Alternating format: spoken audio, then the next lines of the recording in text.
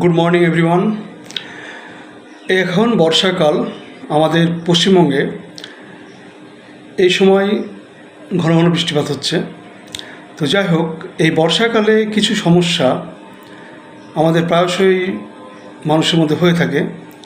বিশেষ করে বাচ্চা থেকে বয়স্কদের সবার ক্ষেত্রেই অল্পতেই ঠান্ডা লাগার প্রবণতা থাকে। মানে যারা বিশেষত অ্যালার্জিতে ভোগেন, cold allergy, easily susceptible catch cold যারা, এছাড়াও যারা ঘন ঘন জ্বর সর্দি কাশিতে ভোগেন, যাদের প্রিভিয়াস হিস্ট্রি টাইফয়েড আছে রক্তে, তাদের ক্ষেত্রে এই সময়টা একটু সাবধানতা অবলম্বন করে চলতে হবে। নইলে ঘন ঘন জ্বর সর্দি কাশি হবে, আবার টাইফয়েডের দিকে গড়ালে তখন আরও বড় সমস্যা দেখা দেবে।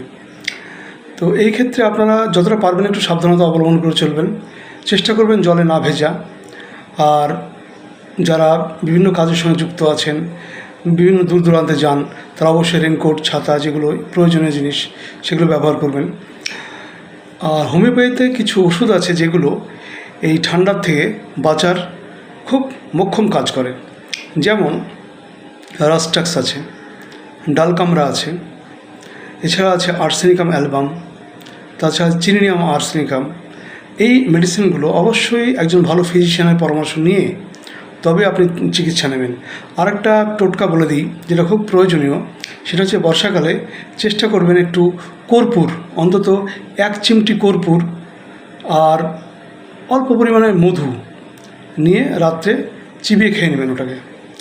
আর পারলে কর্পূরটা একটু কর্পূরের তেল বের করে সেটাকে যদি রাত্রে আপনি পায়ের তালুতে একটু হালকা করে ঘষে নাভিতে একটু দিয়ে রাখেন, তাহলে দেখবেন এই ঠান্ডার প্রবণ থেকে কমবেন আপনি, এবং সহজেই ঘন ঘন সর্দি জ্বর এগুলো হবে না।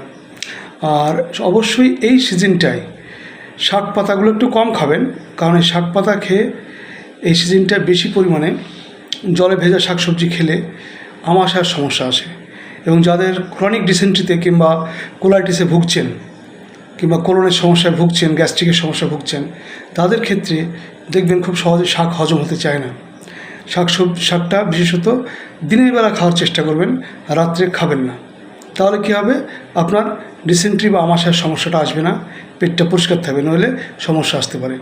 যাই হোক, একটু মেনে সাবধানে চলবেন, কারণ আপনার শরীরকে কীভাবে সুস্থ রাখবেন সেটা আপনার দায়িত্ব। আর যদি ছোটোখাটো সমস্যা হয়, অবশ্যই একজন ভালো ফিজিশিয়ান, হোমিওপ্যাথি ফিজিশিয়ানের পরামর্শ নেবেন এবং চিকিৎসা নেবেন। ভালো থাকবেন, সুস্থ থাকবেন। আশা করি নেক্সট ভিডিওতে আরও ডিটেলসে অনেক ব্যাপারে বলা হবে।